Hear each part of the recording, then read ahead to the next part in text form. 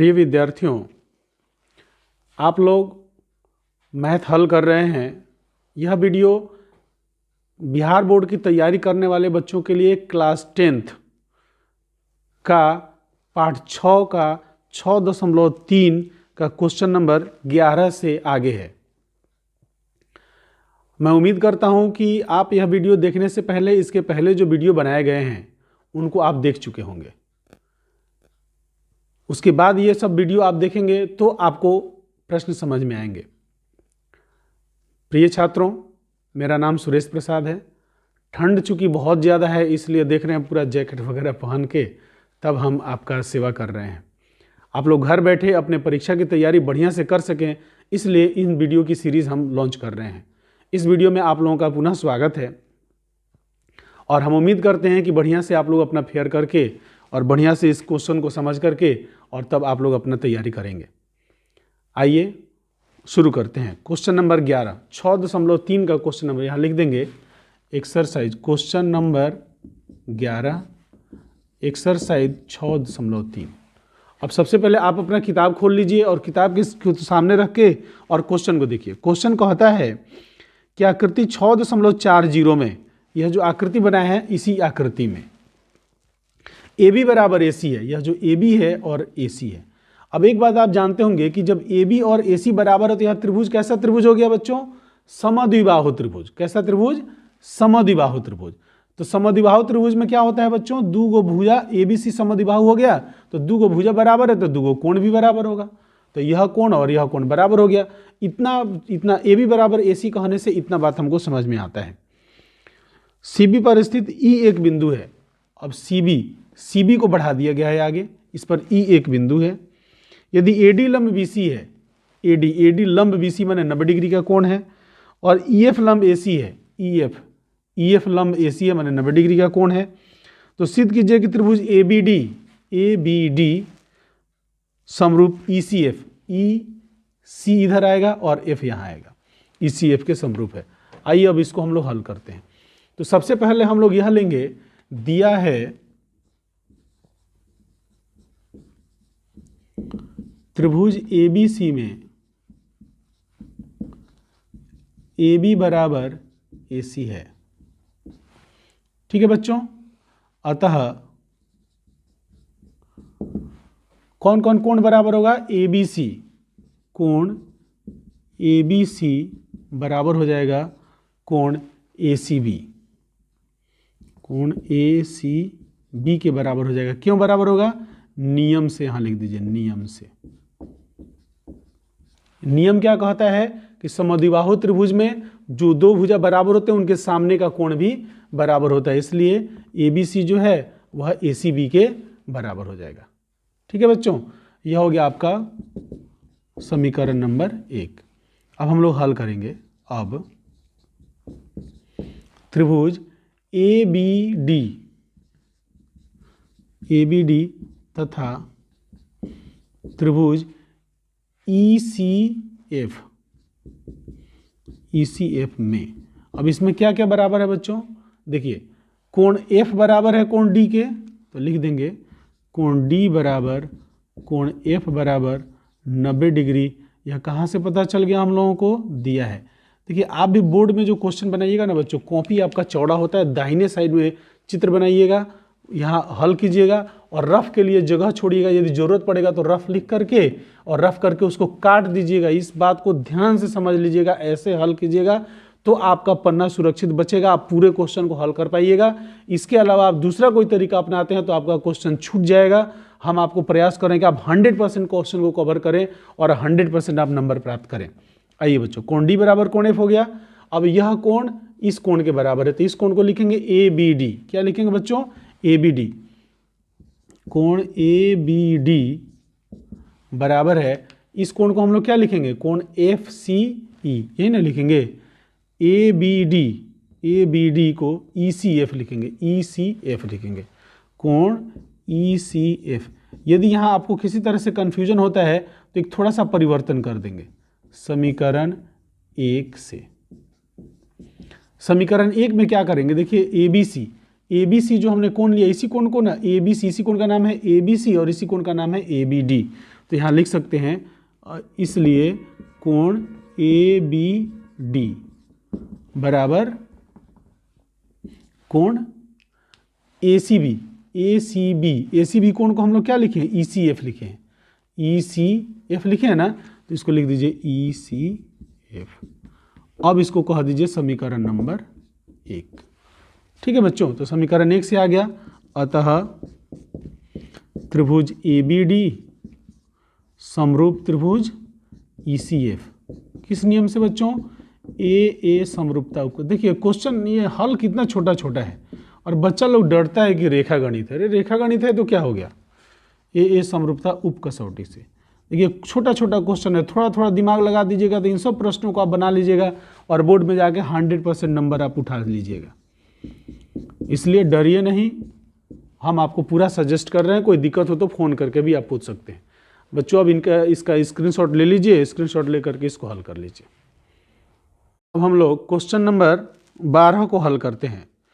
Question number 12 में है, एक त्रिभुज ABC की भुजाएं AB, BC तथा माध्यिका AD एक अन्य त्रिभुज PQR की क्रमशः भुजाओं PQ और QR तथा माध्यिका PM के समानुपाती हैं। आप किताब खोल लीजिए, क्वेश्चन को हम पढ़ रहे हैं, समझा रहे हैं, उसी तरह आप किताब में क्वेश्चन को देखते चलिए, समझते चलिए और बनाते चलिए। करें एक त्रिभुज ABC और PQR, दो त्रिभुज है कहने का मतलब, इसमें दो त्रिभुज है बच्चों। एक त्रिभुज है ABC और एक त्रिभुज है PQR।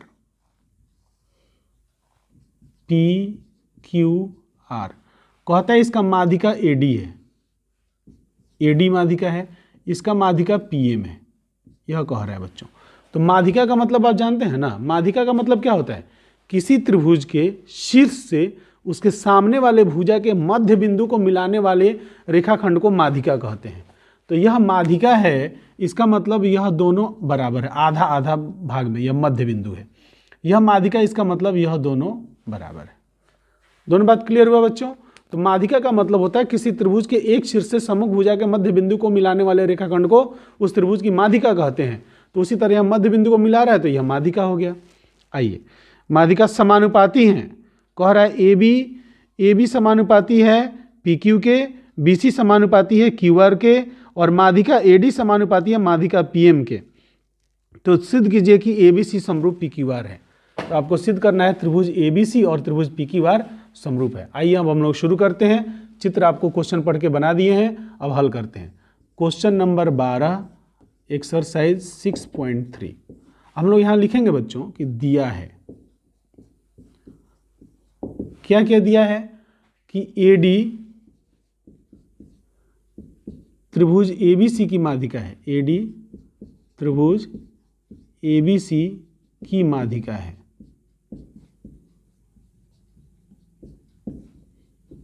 माध्यिका है, अतः तो माध्यिका है तो क्या हो जाएगा बच्चों, BD बराबर CD हो जाएगा।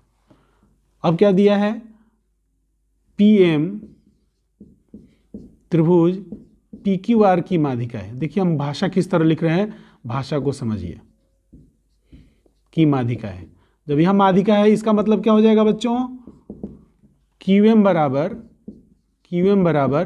MR हो जाएगा। ठीक है ना। अब कह रहा है कि यह समानुपाती है, तथा यहाँ लिखेंगे तथा क्या दिया है बच्चों, कह रहा है AB जो है, AB और PQ यह समानुपाती है BC और QR के, BC और QR के समानुपाती है। यह समानुपाती है AD माध्यिका PM के। इतना बात दिया है बच्चों, देख लीजिए। अब इससे हम लोग आगे हल करेंगे। ठीक है, तो यह समानुपाती है, लिखेंगे दिया है, यह सब दिया है, तो यहाँ से शुरू करेंगे, लिखेंगे, इसको और आगे बढ़ाएंगे। यहाँ लिखेंगे AB बटा PQ बराबर BC को आप लोग क्या लिख सकते हैं, 2BD बटा BC बटा QR लिखेंगे ना। इसको कह दीजिए आप समीकरण नंबर 1, इसको कह दीजिए समीकरण नंबर 2। ठीक है ना। तो BC को 2BD लिख सकते हैं और QR को 2QM लिख सकते हैं, 2QM बराबर AD बटा PM। बोले इतना लिखने में कोई परेशानी? यह कहाँ से आया? कारण लिख सकते हैं, क्योंकि 1 नंबर तथा 2 नंबर से, ऐसा कारण लिख दीजिए। अब यहाँ से 2 से और 2 कट जाएगा। अब क्या बचेगा बच्चों? AB बटा PQ बराबर BD बटा QM बराबर AD बटा PM, यह बच जाएगा। ठीक है बच्चों, तो यहाँ से हम लोग देखेंगे कि यह तीनों जो है त्रिभुज ABD और त्रिभुज PQM की है। PQM में क्या है? PQM अब इससे क्या हो जाता है? समरूप हो जाता है। यहाँ आप चाहें तो यहाँ एक भाषा यहाँ जोड़ सकते हैं कि अब त्रिभुज ABD तथा त्रिभुज PQM में, ठीक है बच्चों। तो इस तरह हम लोग क्या करेंगे, BC के जगह 2 BD इस तरह लिख देंगे, और लिख करके तब हम लोग इतना, जब इतना लिख देंगे तो लिखेंगे अतः त्रिभुज ABD समरूप है त्रिभुज PQM के। किस नियम से? SSS समरूपता कसौटी से।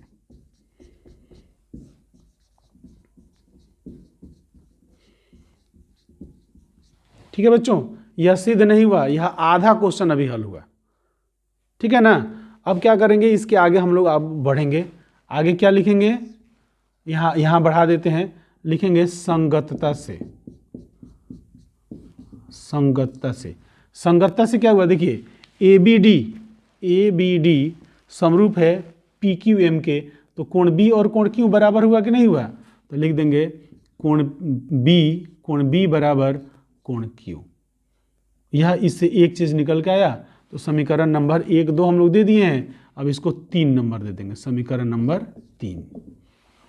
ठीक है बच्चों, तो यहाँ तक हम लोग हल किए। इसके आगे फिर आगे हम लोग हल करते हैं। इसके लिए या इतना स्क्रीनशॉट आप उतार ले लीजिए, स्क्रीनशॉट लेकर के इसको उतार लीजिएगा। हम इसको मिटा करके अब इसके आगे का हल हम आपको बताते हैं। ठीक है बच्चों, आइए शुरू करते हैं। अब इसको साफ करते हैं।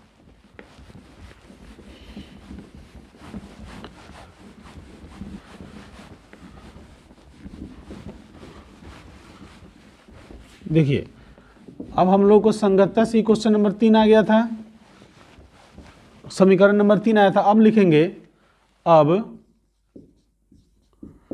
त्रिभुज ABC तथा त्रिभुज PQR में, इसमें क्या क्या बराबर है बच्चों? देखिए, मैंने AB बटा PQ बराबर है BC बटा QR के। यह कहाँ से पता चला? यह दिया है। ठीक है। और कोण B बराबर कोण Q, यह कहाँ से पता चला? समीकरण 3 से। समीकरण 3 में अब गए ना हम लोग सिद्ध किए हैं जी, तो वह लिख देंगे। अतः त्रिभुज ABC समरूप होगा त्रिभुज PQR के। किस नियम से बच्चों? SAS समरूपता कसौटी से।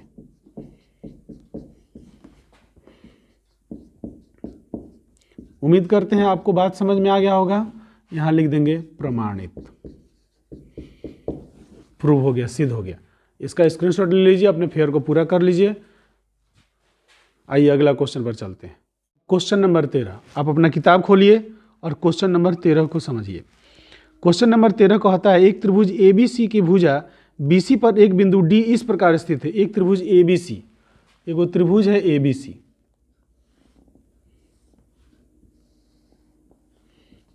ABC की भुजा BC पर एक बिंदु D है। एक बिंदु D इस प्रकार स्थित है कि ADC बराबर BAC है। ADC माने यह वाला कोण जो है BAC के इस कोण के बराबर है। तो सिद्ध कीजिए कि CA स्क्वायर बराबर CB dot CD, CA square बराबर CB डॉट CD। यहाँ आपको सबसे बड़ी बात यह समझना है कि CA स्क्वायर कह रहा है। CA स्क्वायर कह रहा है, इसका मतलब दो त्रिभुज हम लोग ऐसा समरूप सिद्ध करेंगे जिसमें दोनों में CA हो। तो बताइए, इस त्रिभुज में एक तो छोटका त्रिभुज में CA है और बड़का त्रिभुज में CA है, तो छोटका त्रिभुज को बड़का त्रिभुज के समरूप सिद्ध कर देंगे। अब आइए शुरू करते हैं। क्वेश्चन नंबर 13, यह क्वेश्चन नंबर 13 है। एक्सरसाइज 6.3। देखिए कितने छोटे छोटे क्वेश्चन हैं और घुमा घुमा के क्वेश्चन पूछ रहे हैं।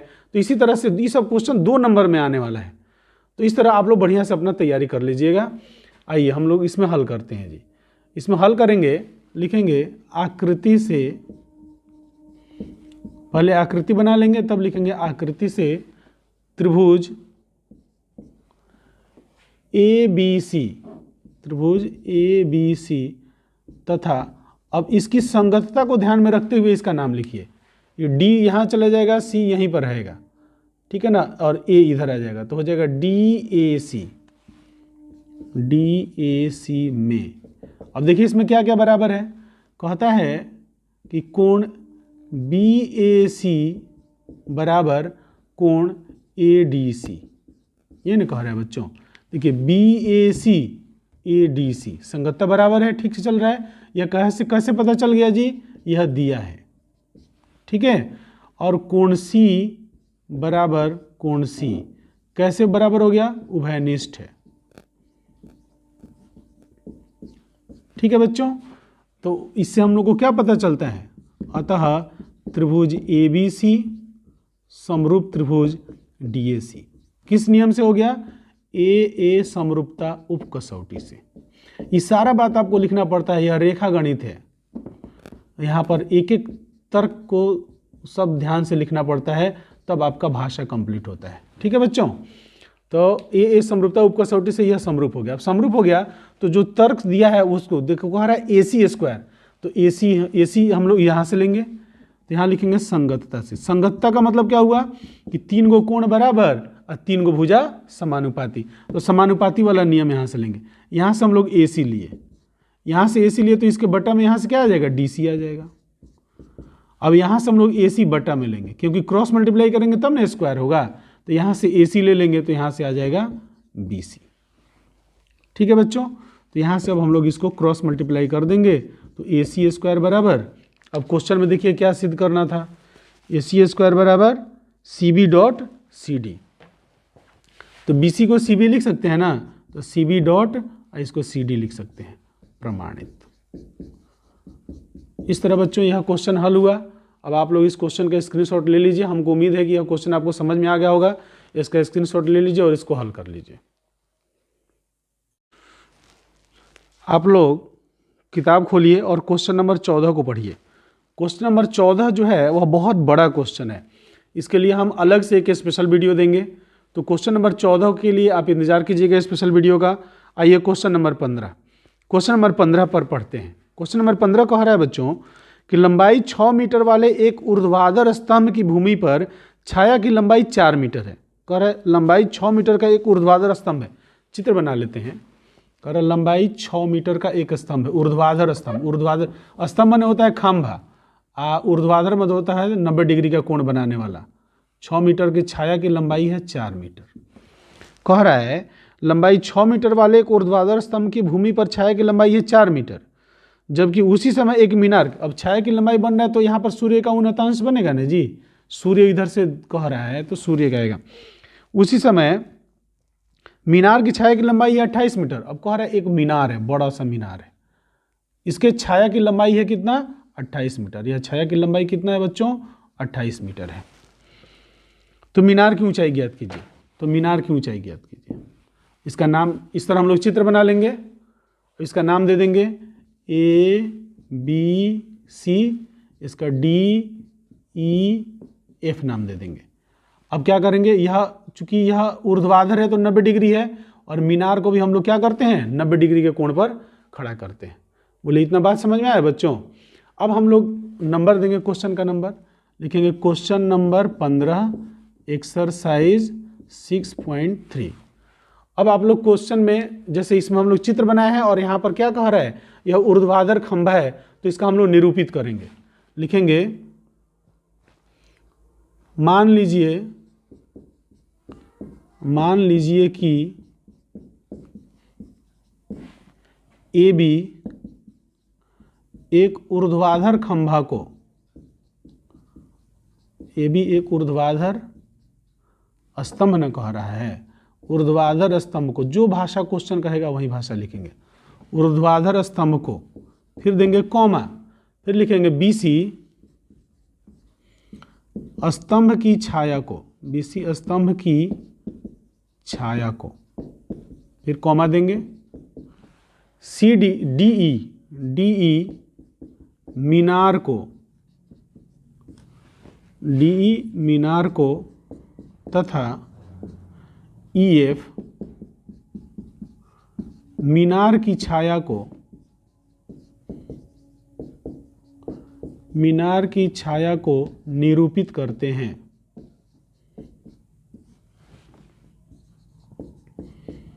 मीनार की छाया को निरूपित करते हैं, इतना बात लिख लेंगे। तब लिखेंगे यहाँ, अब यहाँ क्या क्या दिया है बच्चों, AB बराबर दिया है 6 मीटर, तो लिख देंगे AB बराबर 6 मीटर। BC बराबर दिया है 4 मीटर, तो लिख देंगे BC बराबर 4 मीटर। और EF बराबर दिया है, EF बराबर दिया है 28 मीटर, तो लिख देंगे 28 मीटर। और लिखेंगे DE बराबर वाट, तो लिख देंगे DE बराबर वाट। इस तरह हम लोग लिख लेंगे जी।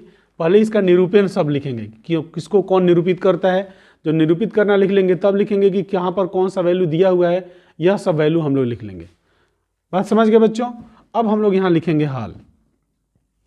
तो हाल में हम लोग क्या लिखेंगे कि एक ही समय में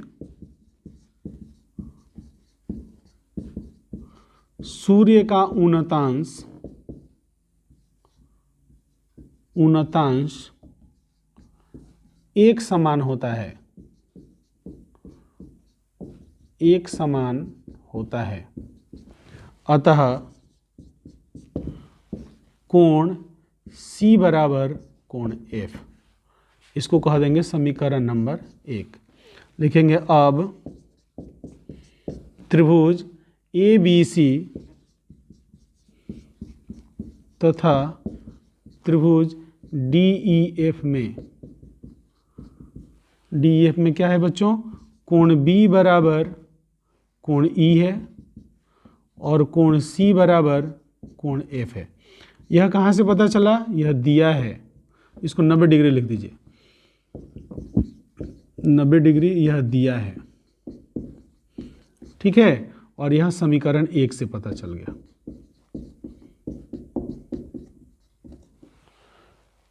चलिए इसका स्क्रीनशॉट लेकर के इतना उतार लीजिए, फिर इसके आगे हम लोग इसको मिटका करके फिर आगे हल करते हैं। स्क्रीनशॉट ले लीजिए।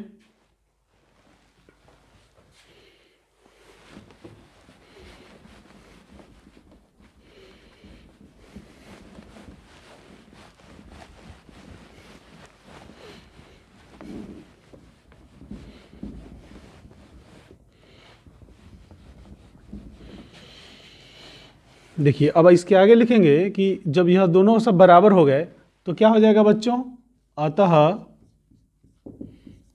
त्रिभुज ABC समरूप त्रिभुज DEF के हो जाएगा। किस नियम से हो जाएगा, AA समरूपता उपकसौटी से। बोलिए बात समझ में आया कि नहीं आया, समझ में आ चुका होगा, ऐसा क्वेश्चन आप पहले ही बना चुके हैं। अब लिखेंगे संगतता से, संगतता से लिखिए। यहाँ से लेंगे AB, यहाँ से लेंगे AB, जो जो वैल्यू दिया है वह ले लेंगे। यहाँ से AB लेंगे तो यहाँ से क्या आ जाएगा, DE आ जाएगा। अब यहाँ से लेंगे BC तो यहाँ से आ जाएगा EF। अब वैल्यू को पुट कीजिए, AB का वैल्यू है 6 और D का वैल्यू निकालना है और BC का वैल्यू है 4 और EF का वैल्यू है 28। तो DE बराबर क्या हुआ बच्चों, 28 गुना 6 बटा 4, 4 सते 28, 7 छक 42 मीटर। अतः मीनार की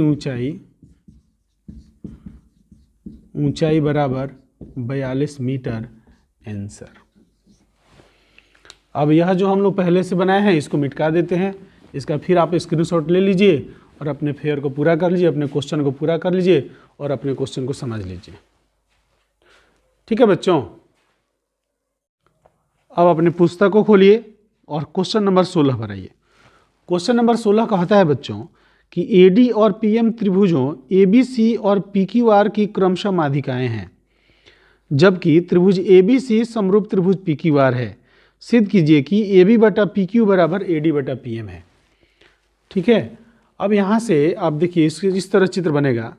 त्रिभुज ए बी सी एक बनाएंगे, एक त्रिभुज बनाएंगे ए बी सी, ए बी सी, और एक त्रिभुज बनाएंगे पी क्यू आर। देखिए पी क्यू आर, दो त्रिभुज बनाएंगे। ए डी इसमें माध्यिका ले लेंगे,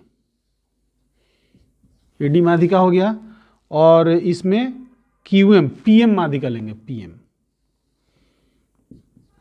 तो माध्यिका है बच्चों, तो यह इसके बराबर है और यह इसके बराबर है। इतना बात तो समझ में आ रहा है कि माध्यिका है तो यह बराबर है।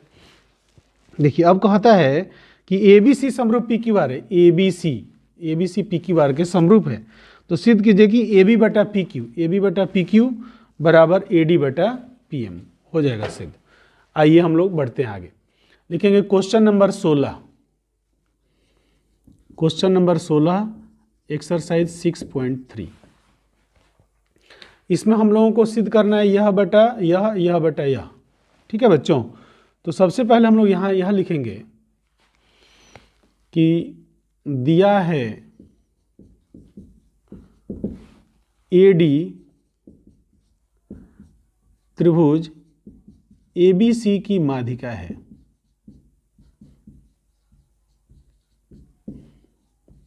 ए बी सी की माध्यिका है, इसका मतलब क्या हुआ बच्चों, बी डी बराबर सी डी।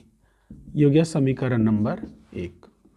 फिर लिखेंगे पी एम त्रिभुज पी क्यू आर की माध्यिका है।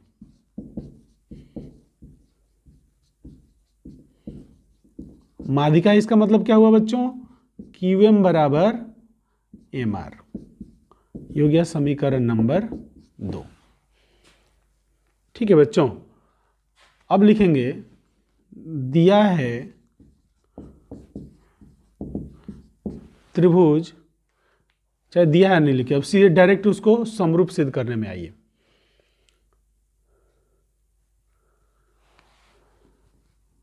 लिखेंगे अब त्रिभुज ए बी डी तथा त्रिभुज पी क्यू एम में, इसमें क्या क्या हमारे तर्क के अनुसार है, कहता है ए बी बटा पी क्यू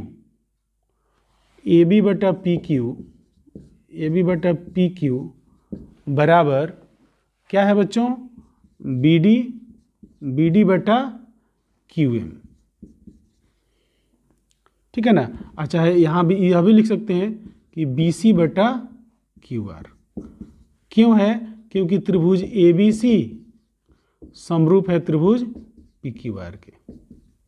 ठीक है बच्चों, तो यहाँ से हम देखिए, यहाँ से हम लोग क्या ले लेंगे, यहाँ से ले लेंगे ए बी बटा पी क्यू बराबर बी सी की जगह क्या लिख देंगे, 2 बी डी बटा 2 क्यू एम। तो 2 से 2 कट जाएगा, यहाँ से आ गया क्या, ए बी बटा पी क्यू बराबर बी डी बटा क्यू एम आ गया। लिखेंगे तथा, एक तो यह बराबर हो गया, तथा कोण बी बराबर कोण क्यू। क्यों बराबर है, क्योंकि त्रिभुज ए बी सी समरूप त्रिभुज पी क्यू आर है। ठीक है बच्चों, जब इतना बात हो गया तब यह दोनों त्रिभुज समरूप हो गया। लिखेंगे अतः त्रिभुज ए बी डी समरूप त्रिभुज पी क्यू एम हो गया। किस नियम से हो गया बच्चों, एस ए एस समरूपता कसौटी से, एस ए एस समरूपता कसौटी से। मैं उम्मीद करता हूं बात आपको समझ में आ गया होगा। समझ में आ गया होगा तो अब आपको फेयर करने की बारी आ गई।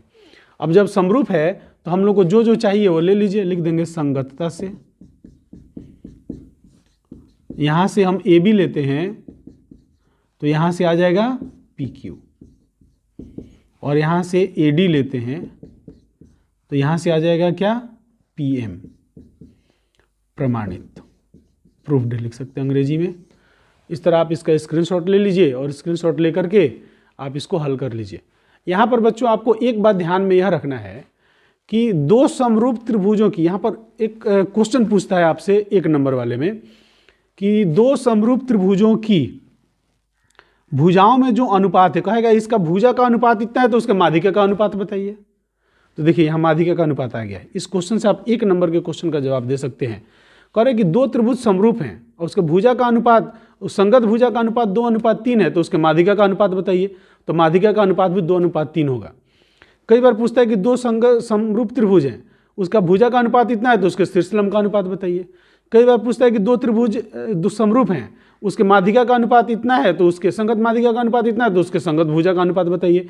तो यहाँ पर इस अनुपात को आप क्लियर करते हैं तो यहाँ से 1 नंबर का एक और क्वेश्चन आपका कवर हो रहा है। कि इसका स्क्रीनशॉट ले लीजिए, स्क्रीनशॉट लेकर के इस पर 1 नंबर पूछने वाले प्रश्नों को समझ लीजिए, इसको हल कर लीजिए और अपना फेयर पूरा कर लीजिए। इसके साथ ही बच्चों 6.3 मेरे तरफ से समाप्त होता है। आप इसको बढ़िया से प्रैक्टिस करके अपना समाप्त कर लीजिएगा।